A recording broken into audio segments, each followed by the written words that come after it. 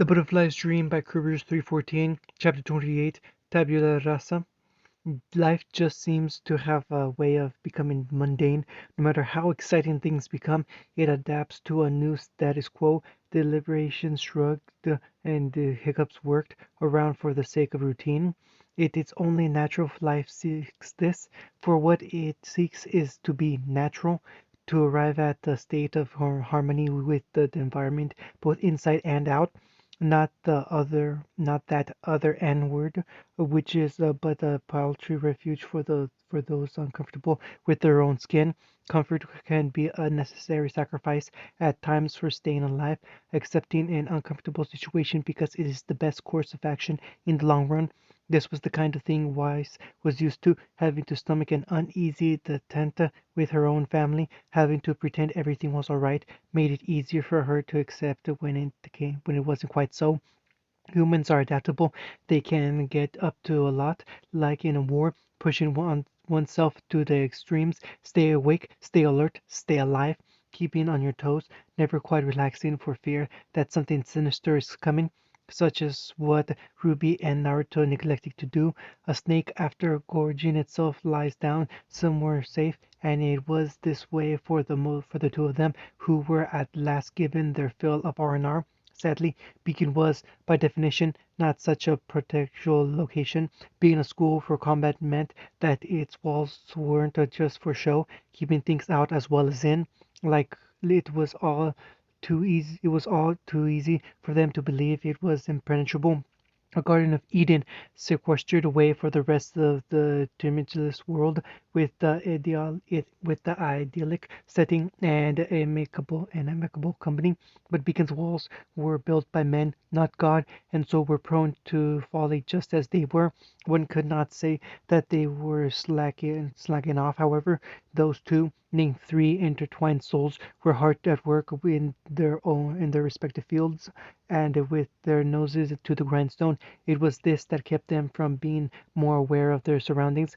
Having reached the plateau with his weapon form, Naruto returned to the sealing arts with a rediscovered gusto, probably because he had time and tranquility within his home to do so, which as it turned out was fine with his teammates as Neji began taking on more of his jonin responsibilities, and Tenten found that she was just as happy to learn a some meal alongside her fellow pupil in the writing art. There was only so much she could help with the foreign weapon after all. The large pointy stick was never the be-all end-all of his repertoire as it might have been for Ruby compared to the living weapons which were shinobi. Such a thing might be regarded as a crutch in the hands of huntsmen and huntresses of her world, but this same logic, relying on friends and teammates, might as well be a handicap too. But either form of human fell short of animals, who had both built-in claws and packs. Since she couldn't improve on her own weapon skills, Ruby worked on the latter and found a companionable soul in John. They both came from different worlds, he having a standard of nobility within his family, which left him with seven sisters. The borderline misandry within his clan had shaped him into someone who didn't quite know his place, surprisingly leading to a result which was not so different from Ruby herself, and so their social disabilities proved a match. John found it easy to approach Ruby once he'd gotten past the initial and very rational apprehension.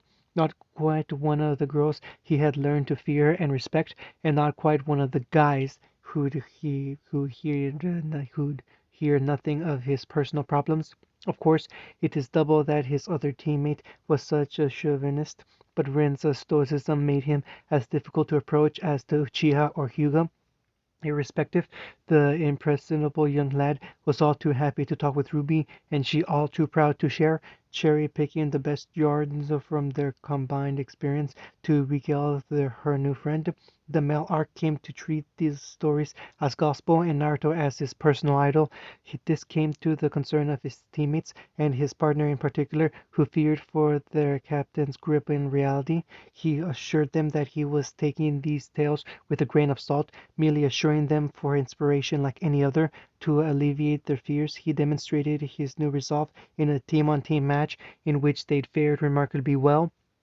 If he was still weak compared to the rest of his companions, oddly enough, this did not bother him as much as it used to.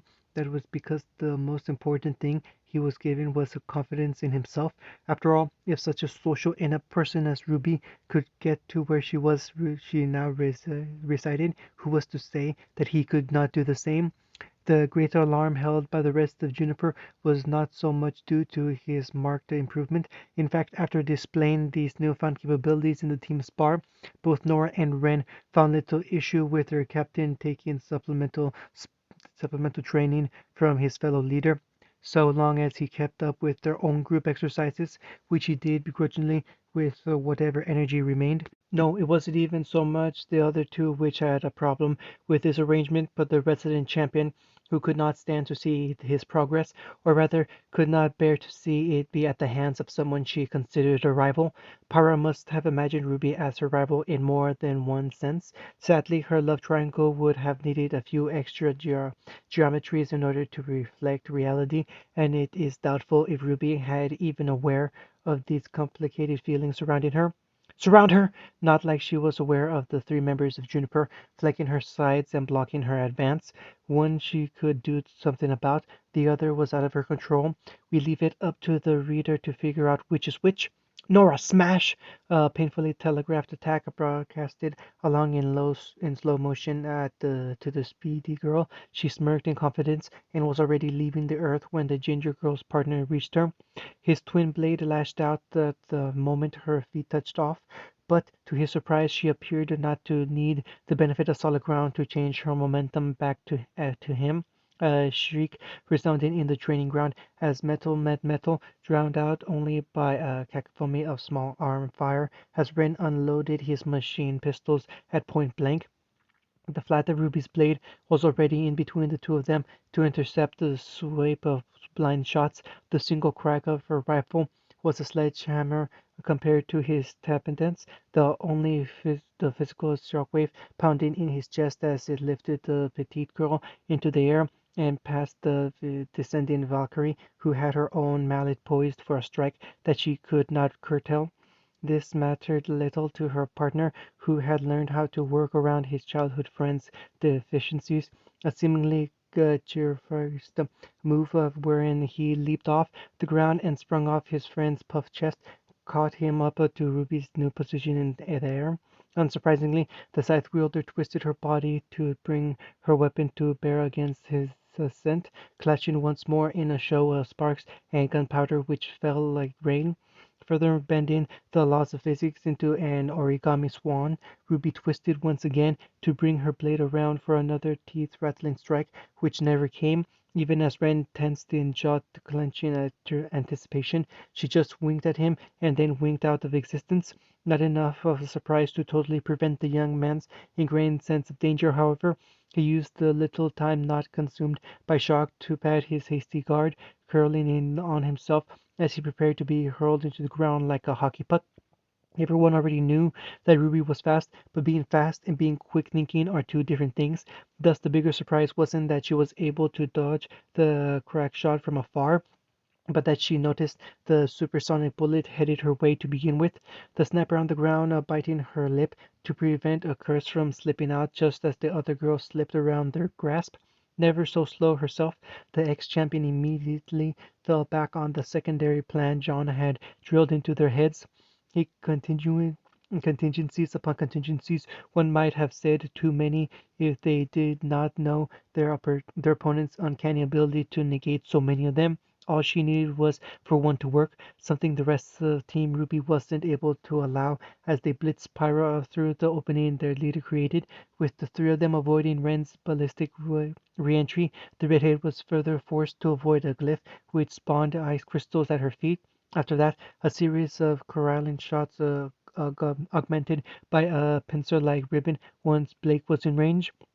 John had figured on at least the two of their team being devoted to taking on Pyra, who was by no small margin the most dangerous opponent on their side. Narrowing it down further, he realized that Yang would be the worst possible matchup, fighting against her magnetic release, leaving Blake and Weiss as the obvious bulwark to halt Pyra's advance.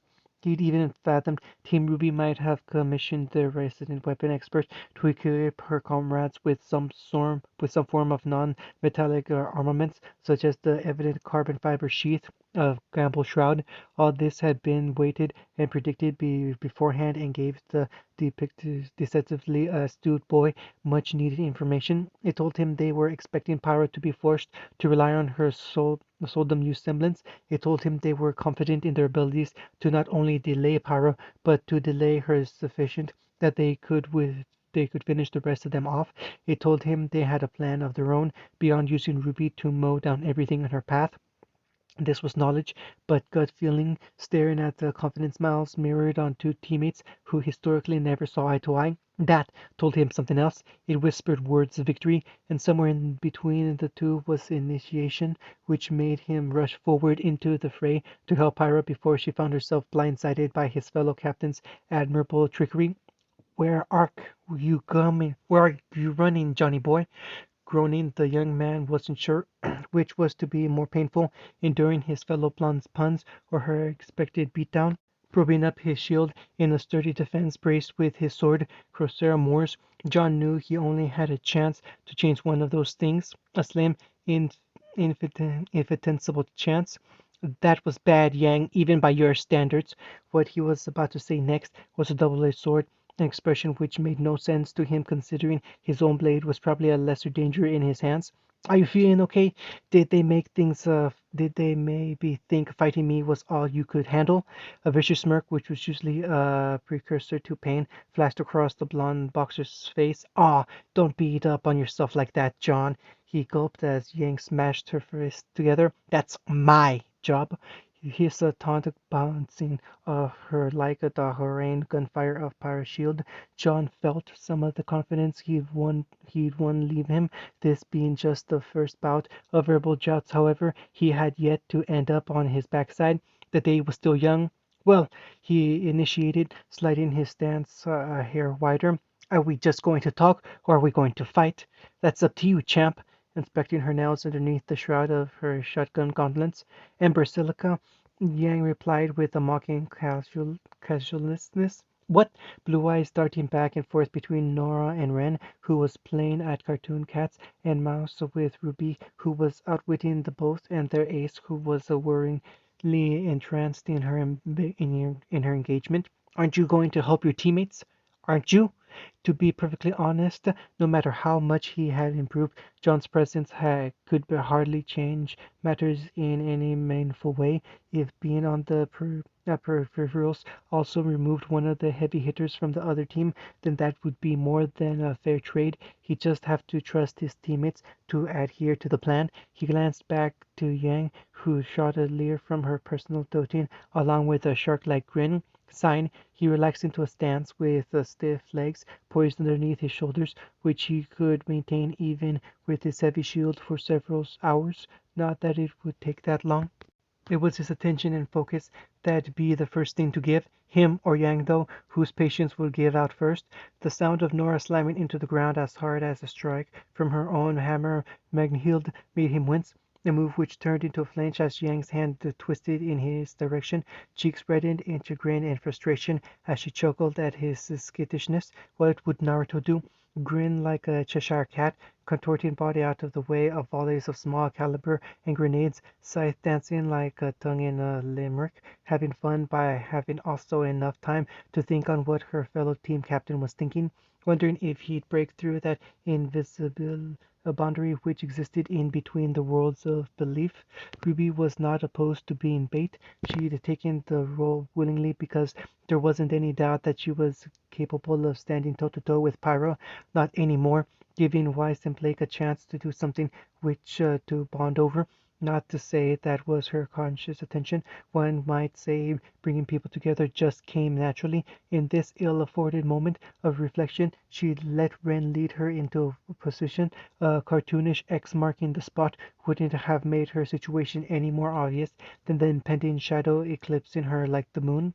In the ongoing spirit of those early morning cartoons she doubtlessly enjoyed, and in accordance with everything else in the girl's life done to excess, Nora had detonated a half dozen of her dust-imbued grenades to give her hammer an added boost to its already obscene crushing potential. A vertical rocket that would have had dozens of copyright infringements from Acme had such an organization actually existed, speeding down towards the red-cloaked girl who could only blink in surprise. Then again, maybe Nora should have watched more cartoons, else she would have known that the bigger the explosion, the more it backfires. This one could be observed all the way from Vale as a mushroom cloud rising above the tree line somewhere in the vicinity of Beacon Academy, and which reflected in the two semicircles pan of glass worn by one Glinda Good Witch who was out on the town for a rare day off, a holiday that would probably be cut short as she forced a return to the Academy upon a bullhead transport making an unscheduled departure. There was no such thing as a day off, ever. Did I get her? The hyper girl wondered as she bent over at the fractured crater in the ground, looking for any sign of crimson cloth. No. Interrupting the normally scheduled program was something most certainly not suited to childish television, though considering it also happened to her a scant 3 years ago, this line is debatable. What is not up for debate was the amount of excruciating pain and indignity the smallest member of Juniper was in, a world normally unknown to the exuberant Valkyrie, being all but goosed in front of her childhood friend, not to mention a goodly number of classmates tended to count towards extenuating circumstances. Tranquillity drop-kicked out of the way by all gangs of genuine shock. Ren's only warning before his partner was flung into him by the preternatural force was the technique's name announced by Ruby. 1,000 years of death!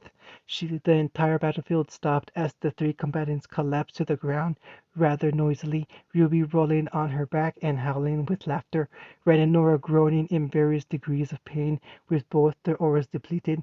A stone's throw away, the blonde sister was faring little better, with her own hands caught between holding her sides and covering her mouth to stem both the flow of giggles and to hide her grin from the other two teammates who looked positively mortified with their captain. Of all the clutching Mertonaster that the spiral fluttered titanium alloy handle might crack or be deformed, Weiss couldn't even bear to look at her partner lest her blood pressure trip past that point of no return and the throbbing vein in her forehead possibly burst. Actually, she's got the right idea. Past the bounds of static fury, Weiss lashed back around on whoever had the gall to find merit in such undignified tactics. Blinded by her own rage, hubris, and simple lack of situational awareness, she was unable to complete that pirouette without tripping on her own feet. Or was it her fault, or that of the sword wedged between her legs, which locked her knees and sent her toppling with wide eyes nonplussed? If only she could have said that she was unconscious before her head hit the ground, it would have enabled her to lie without knowing that the last thing she saw was the embossed hardly of twin crescent moons, the undeniable mark of the Ark clan falling upon her. Stay awake, stay alert, stay alive. Apparently Weiss too needed to refresh her course. Plants never survived first contact. Like animals, they had to evolve to survive. Backed against the wall, animals do whatever it takes to stay alive. When the pack is at stake, there is no such thing as underhanded tactics, dirty tricks, or even honor among thieves. It may have just been a spar, but John was quickly becoming inured to these truths. Huh! When did he? Yang balked, pulling a double take between the blond-haired, blue-eyed man in front of her and the cardboard cutout behind, its trapolol trappings and armor ruined by the jovial expressions of infinite scribbles and four fingers a hand waving at her. John, the real Ark, stood with an uncharacteristic seriousness etched onto his face, other line a childlike giddiness that the ploy had in fact worked, even if he'd had a suspiciousness that it would all along. Story time had not been one-sided. Finally finding someone who seemed to understand the ostracism, John was overflowing with meaningless trivia about himself, of which he heaped upon a patient Ruby. Some things she found were similar, strangely enough. Others, like the peculiarly mundane, like he'd led before, joining a sports team and taking painting lessons, were different but deliberately dull. He was okay with this. John was okay with being dull, with being unnoticeable, whereas Ruby had accepted her unique conspicuousness. He had accepted his ambiguity, embraced it, enhanced it. Knowing he was forever going to play a support character to those more powerful, he was perfectly content fading into the background. One did the certain things, moved conservatively and slow, not looking with the head but with the eyes, and treading on the balls of one's feet, like a hunter or prey that didn't want to be snatched up. One could become all but invisible. The distraction caused by Nora's overzealousness didn't hurt either, and the cardboard cutout, uh, if it was stupid and it worked, it wasn't stupid. It was something else he was rapidly learning. So I take it that you're finally over your crush on Ice Queen? Blake asked with a minute tinge of vindictiveness for her fallen comrade. You might say that, John Albert whispered, casting a sidelong glance at the KO'd girl, who even in unconsciousness bore a scowl, as if cursing him from the other side. This lapse of that instinctual mindset caused him to miss several things. The first being the hint of joy on his partner's face as she was given this revelation. The second being Blake's tail-like ribbon whipping up Merton Astor from under his feet and leveling the revolving chamber in his direction. The third being the telltale whisper of Ruby's scythe revving through the air between them. His rear, evidently fed up with being continuously kicked up and down the training ground by this little girl, took its own actions as everything from the waist down failed him and his body hit the dirt of its own volition, back smacking flat just as the half-moon arc of crescent rose whooshed over him. With surprising dexterity and presence of mind, he snatched up from the ground along with Grosero Moores. John rolled backwards on his shoulder to avoid the follow-on strike, canted protectively over the downed Weiss. Lanky legs springing up beneath him, he had barely enough time to throw his shield in front of himself before it was encased in an iceberg which would have dragged his arm down to the bottom of the sea had he not unlatched his arm from the brace in the nick of time.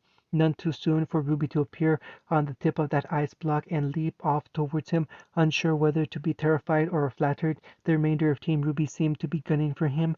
Ever pragmatic, he settled for both while keeping an eye out for Yang, seeing that Pyro was already on course to intercepting his fellow captain.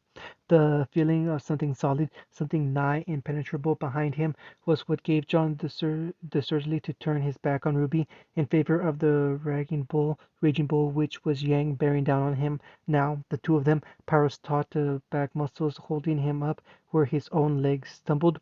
Just the two of us against the world, huh? He joked offhandedly, not expecting an answer from his partner, who was holding back more than her fair share, taken aback when a shiver ran up their conjoined spines. "Aw, I'm so happy you think the world of me, John." That shiver, perhaps the premonition which jerked his vision skyward towards the immediate threat of Ruby descending on him rather than her sister, who was a whole second and a half away. Pyra! Cowering came easy to him, but just as running away was a strategic retreat, this was a tactical crouch to allow his partner space to lean back, taking aim with her converted rifle to the sky. Pow! The shot rang true and slid right through Ruby. The lack of impact was immediately noticed, and without waiting for an answer, John rolled his partner off his back so he could cling up his blade against the one hedging its way fiercely at the two of them from the side. Arms wavered and stance slipped back slightly, but John still held true against the train car impact from Ruby's scythe, as behind him his partner intercepted the body tackled from Yang with all the give of a concrete barrier, bouncing off her to lash out at Blake, who thought she could sneak in a hit and run. "I think you're finally getting the hang of this," she bubbled nervously. "Thanks. Maybe in another life you'll finally catch up." Given unlimited time, he might have come up with a witty retort. No amount of preparation would have made him able to mitigate what happened after that declaration, though. In the same instant, his hand let go of his sword, simply unable to hold on to the blade, which danced in his hand like a caged pixie. Ruby swept both it and him into her whirlpool arc, spitting the two of them out at unfathomable velocities, straight at his teammate, who took the full brunt of his gangly weight slamming into her. Against her wishes and better judgment, Pyra was forced to drop the groaning form of her leader after steadying up with him in her arms. Once she realized that she was the only one left standing on her team and was personally surrounded by three-fourths of their opponents. "It's over," the amicably grinning captain declared to the uncharacteristically disturbed redhead. Taking this distraction at face value, Ruby surveyed her surroundings, settling on the stoic specter of Glinda Goodwitch somehow hovering over all their shoulders, despite the triangle formation they were presenting in.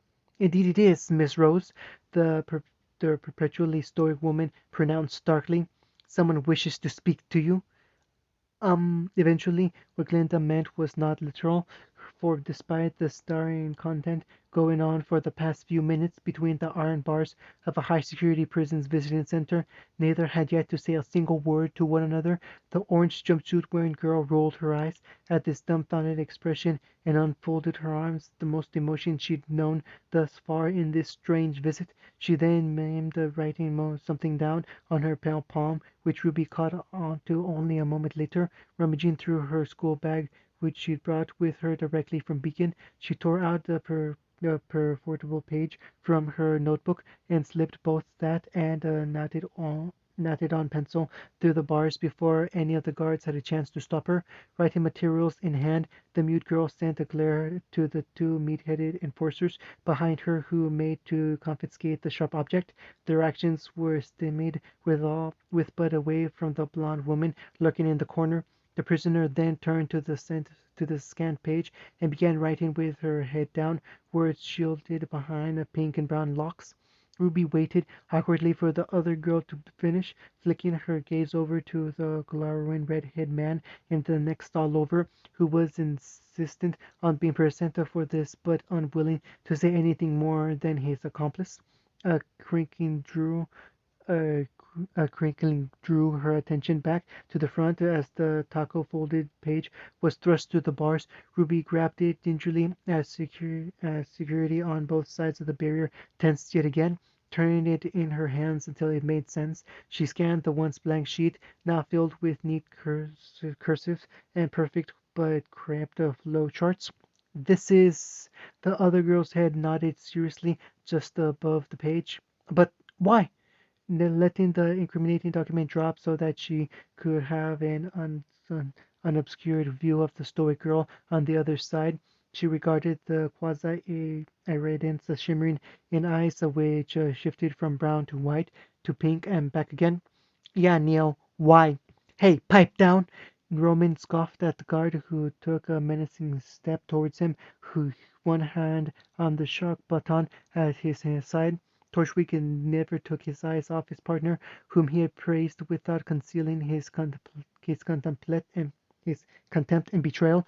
Neil stared back, equally unwavering and unblinking, at last winning the silent confrontation as the elder man turned away with a huff. She then turned back to Ruby and gave her a nod which had significant perhaps only to her, but which confirmed her decision irritably. "Thank you." It was Neil's turn to scoff, cutting off the view of her strangely attractive eyes and spinning in the stool which was riveted to the ground. With the conversation being over, Ruby turned to the other criminal and offered a small polite nod, which was spurned just like before. She began to get up herself, clutching the incredibly important handwriting document to her breast as she pushed back in her seat. Midway through standing, her arm shot out, displaying V for victory, back at the menacing bars. A needle-sharp pencil rested in the crook of her two fingers, beady points staring at her, superimposed in front of the smirking Neil. The hand with which the older girl cast the writing tool like a dart flare, waved a flare at Ruby through the bars before the girl pivoted on her heel and strutted back into the halls ahead of her minders, who were waddling to catch up. Ruby stared at her returned pencil as the breathless Glinda sidled up behind her, split between trying to see if her student was all right and trying to catch a glimpse of what was written on the page. What on earth was that all about? Nibbling on the yellow tool, Ruby stared at the tidy scrawl with a restrained wonderment. "I think she said she believes in me." "Do you think we can trust her?" Do you think I can trust you? Is what Ruby wanted to ask, considering the man in front of her had been playing chess with her life since before she was aware of his existence. The same man who placed immeasurable faith in her without giving a single good reason, and who all but used her as bait to lure an ancient witch out of hiding. Or maybe those were just the feelings of her mental tagalongs bleeding in, because at this time Ruby still had no doubts about her abilities to vanquish every task the headmaster laid before her or her team. His Ruby was characterized by an unwavering confidence that sometimes bordered on foolhardiness. I do, an assurance which all too readily spread to everyone she held within her circle of friends. Osmond must have realized this bias as well. He regarded both the girl and the paper with a stone-faced appraisal. Yet that same masked interest he had in her life caused him to ignore common sense and nod smartly, believing in her as well. Maybe they were simply more alike than what might be surmised. Maybe Osmond was not so different from the others in her life after all. Does anyone recognize themselves from the outside looking in? Very well, I will pass this on to my other agents. If even half of what she implies here is true, then the situation is every bit as dire as I feared, and we will need to act swiftly and deliberately to counteract the plans she already has in place. The nod Ruby gave was accompanied by a gleaming grin, inferring from the headmaster's words that she and her team were going to be used again. Things had been getting rather mundane as of late, mired in the doldrums of school, so this would be a nice break. Regardless, a healthy caution was still a good idea, and an idea which found more observations in those silent others. Their view to guard over the innocents never wavering, there was only so much that could be done from their side, however. So, just tell me when and where, boss man. The statement was a strange aftertaste which caused a pursed reflection in the man. No, I don't think I would be appropriate to ask you girls to take part in this. What? Ruby really couldn't understand the words which had come out of his mouth, and repeated them several times within her own head, denial echoing in that empty cavern where once her self-doubt resigned. Dealing with Roman and his cronies, no matter how capable some of them seemed to be, was one thing. The White Fang and unknown agents which have ties to Salem are another thing entirely. There was an unaccustomed sternness in the headmaster's voice which she rebelled against. You can't do this to us. The daze on his face was impossible to hide, and it was unfortunately construed as a form of contempt by the girl who was so used to people looking down on her. Excuse me. He stood slowly, staring at her with furrowed brow, which made her feel like a child, an insect, an inferior, the very sort of thing she loathed. This is my school. I can and I will. It was not a harsh ultimatum, but it was firm. It was an obstacle made to be overcome. No, you can't. Her voice was steady, but eyes dilated and palms sweaty. That note was for me because Neil trusted me to do something about it. We can take this on with or without your approval, and you won't stop us because that's what you want to. Oh, his own dry palm folded behind his back, that implacable face drawn and tight in a mask for his disappointment. And what would you know of what I want, Miss Rose? Her heart skipped a beat, felt by all souls tied in as she realized the truth. For as long as I have been alive, I have been fighting a battle against the evil which that woman embodies. To that end, I have undertaken vast projects such as this school, sacrificed the lives of countless others who entrusted their well-beings to me. Emotion flowed through the throbbing veins against his taut skin, swallowed before they could reach his face. Compared to either of those, you do not matter as much as you think. No lies were detected. This was the official edict, spelling out in no uncertain terms just where she fit in his hierarchy. The lack of anger made it no less palpable, if anything, made it worse. Skilled though you may be, there is nothing that makes your life that much more important than anyone else in this school, and I have to do my best to protect everyone, even if that sometimes means having to make unforgivable decisions.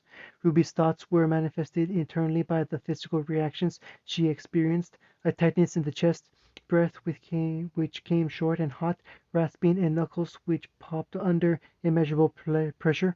No, it was not a pleasant feeling, though maybe lying would have been worse in the end. and of the other lives? What makes you think your teammate would even agree with you on this? Hmm?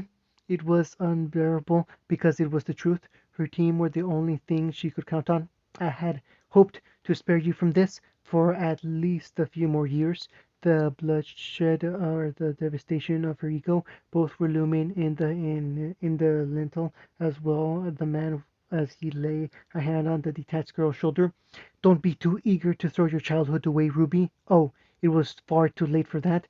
As much as her protector wanted to snap at that calloused hand, maybe she wanted to do much the same. Osmond would get his comeuppance soon enough if he believed that it was still possible to protect something made to be thrown away. So then, what purpose do I serve?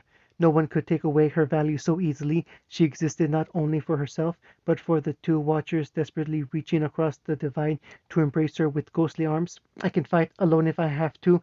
I will also protect this school and everyone in it, no matter what. The hand fell from her shoulder as all tension and color drained from Osmond's body. Oh, Ruby, did I? Was I the one who turned you into this? More frightening than his solemnity was his despondency.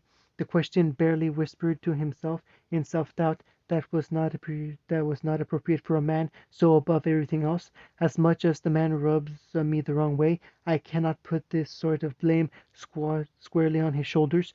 The world, the two that we know of, are cruel and unsympathetic places. It was this knowledge which turned her into the person that stood before him, or better, for better or worse. What do you mean? She cocked her head innocently for what was also who she was. I'm me. I've always been me. With a shake of the head which turned a whole body shiver, the headmaster regarded himself, picked up the pieces and held them steadfast with a straight spine. Yes, of course. He adjusted his glasses tactically, hiding whatever insight made its way there. Of course, I had no doubt that you can handle it. However, I would hope that you trust me enough that to do things my way. I am merely concerned about how the rest of your team will take this. They can handle it, perhaps. He was back to his old ways, regarding the unwavering faith with an aloof diversion which hid his scheming. Skill-wise, the four of you, or should I say, the eight of you, have improved greatly over the past weeks. He cocked his head to the side, much as she had done. But how much do you really know about them? Do you think that their allegiances have always been to Beacon? Uh, Bell, bearing the fact that she knew them about as well as they knew her, to say not very well at all. Please, just get to the point. Her voice was subdued, still vacillating between disappointment and frustration. One of your teammates is not who she appears to be. Blake is a faunus. The cat was already out of the bag, but Osmond still held another secret above her head which kept him in control. Yes, but she was also part of the White Fang before I allowed her entrance to my skull. So he was clearly stifled to look off incredulously like before at what appeared to be a childish retort. There was something clearly pressing him to look further, though, past this naive demeanor, and for a brief moment he might have seen the other two staring back out at him. So many of Naruto's current friends had started off ignominiously, either displeased with him, hating him, or outright trying to murder him, and now there was no doubt he could stake his life on them. They had even converted an infamous demon into a guardian angel, devastating anger fading away rapidly into legend. Why could she not count on Blake? There is the possibility that she still harbors feelings for her former comrades. What they were fighting for was a laudable goal, and their methods have not changed that fact. She can handle it. Feelings were fickle things. As believable as Blake's remaining sympathy might have been, so too could deep-seated animosity. The two feelings were closer than one would like to believe, closer than humans and faunas who shared these emotional pellets. Osmond sighed wearily as he collapsed back into his armchair. The double-edged gift that Ruby had dumped into his lap was welcome, but not without his own demands. The energy for which he was now spending arguing with a teenage girl, he shut her out the only way possible, shielding his creased face with rough palms, emerging for after a while, not quite reborn. Fine, I'll give you a trial run while I gather my agents. According to this, the White Fang are holding a rally in 2 days' time. Roman was supposed to unveil some new Atlas weaponry there, and since he obviously won't be attending, this will be a good opportunity to see if Neil was telling the truth. I'd rather confirm this first before I go alarming General Ironwood with hearsay. Thus, your mission is one of pure reconnaissance. Understand? Use any means necessary to avoid conflict. Yes, sir. She saluted with a smart salute and grin as if the past conversation had never taken place. This will also be a good test for Blake. I want you to observe how she reacts and see if she is willing to divulge the organization's methodology.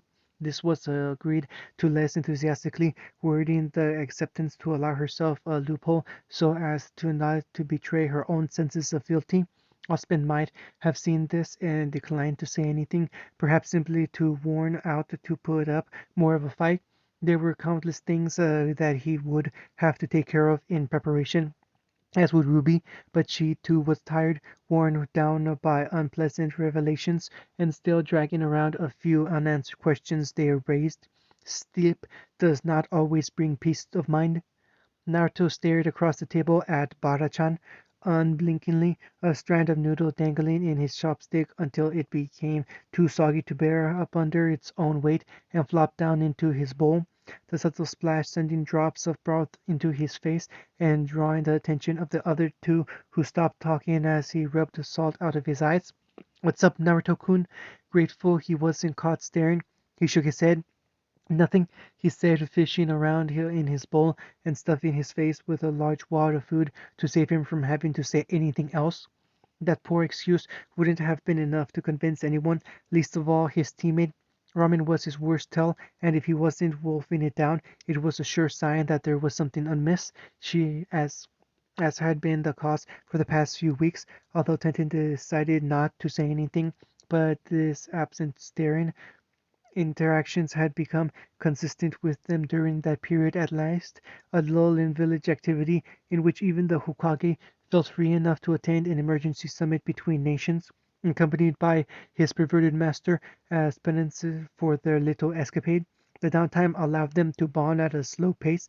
Bara Ruby might not have been comfortable being the center of attention, but it was only natural, and it would be a while before the novelty wore off unless something were to rekindle the fascination, such as that spark of inspiration. Getting lost once more in his thoughts, Naruto opted to stare at the coiled broth instead of what was really on his mind, the miso particles floating around within their own little nebula like palm-sized galaxies. The sight made him think back on one of Ruby's classes, way back when, one proctored by an overtly enthusiastic Tai Yang, in which they learned about astronomy and another world beyond their own. Amidst the debilitating, boring filler about the history and science, almost nobody had been the marvelous fact about how large the universe was, and not only large but fast, expanding many times faster than what one could possibly accomplish, faster than what one could possibly imagine. Now he had done the impossible and envisioned it. Though lacking the words to describe his revelation, he had somehow pictured how something was large and complex could appear to be standing still, and yet evolving and developing worlds of thought in what it would regard as a blink of an eye. It wasn't his ramen that was like that, it was Ruby. Bara was a stinger left behind by some insect.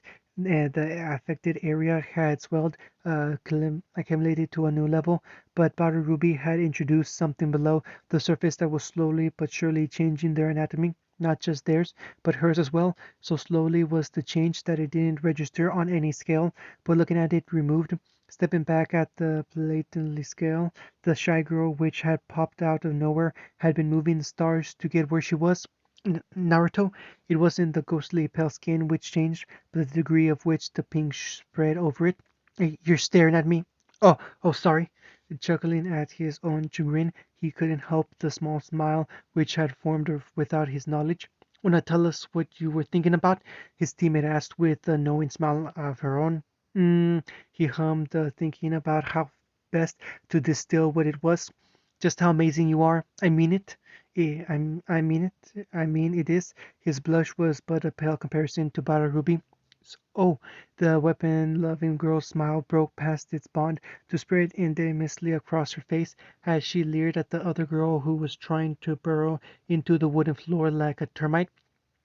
Please, Naruto, don't say things like that. I'm not so great.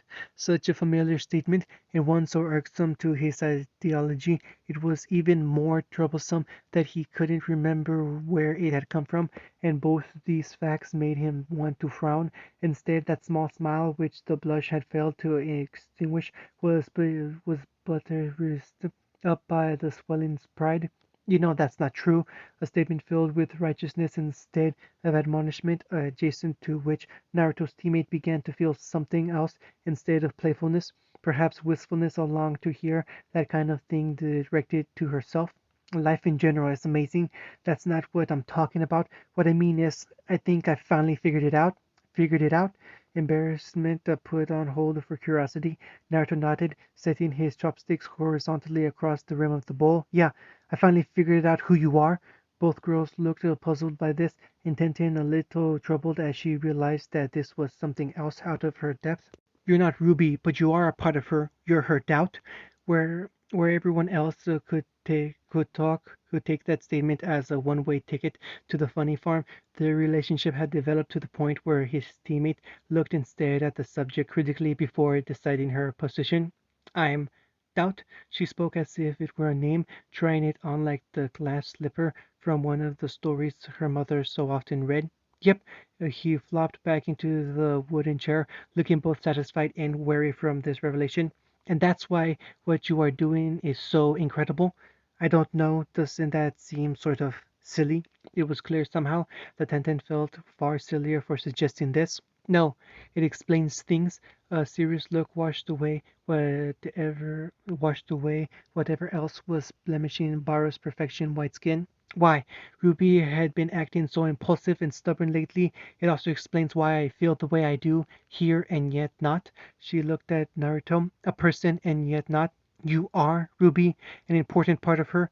A famous philosopher was once erroneously quoted as saying, I think, therefore I am. Yet it is more accurate that his words translated to I doubt, therefore I am. Hesitation, like any human emotion, is both a gift and a curse. It stops them from doing something foolish, but becoming too strong stops them from doing anything at all. Look in all things in life, moderation was key. I am Ruby. I am Ruby, hands balled together and pressed against her chest, ready to release the shackled anxiety. In I'm her doubt. There was a certainty behind those words. At times irony can be good. In fact, the only ones at odds with this joyous mood at that late breakfast had garnered was Tenten, who wore a conflicted joy. Happiness, yes, but that other part was hard to identify. It couldn't have been jealousy, could it? Of what was perhaps a better question. Sadly, this moment was overshadowed by another earth-shattering revelation. What in the heck is that? Plates rattled, the floorboards groaned, and their chairs tap danced across the room. It appeared as if the heavens above had taken offense with this acquiring of knowledge. Proper earthquake etiquette would have had them remain indoors, but they were all ninja and one huntress in training, and so they rushed out the various openings in the apartment to appraise the situation. Upon arriving on the rooftop, the chilling shadow which awaited there froze the three solid, staring up at the massive earthen sphere which eclipsed the sun. One would have expected a myriad of thoughts to be pinballing through each of their heads, such as when Naruto found truth in his noodles, yet they barely even form one, and that sole focus was on survival, except for Naruto, who lucidly imagined that this was how the moon was broken. I am God, a voice from on high declared, with a gravity that seemed to tug at their very core. For was that the mass of for core, or was that the mass of the gargantuan marble? And you will know my pain. End of chapter 20.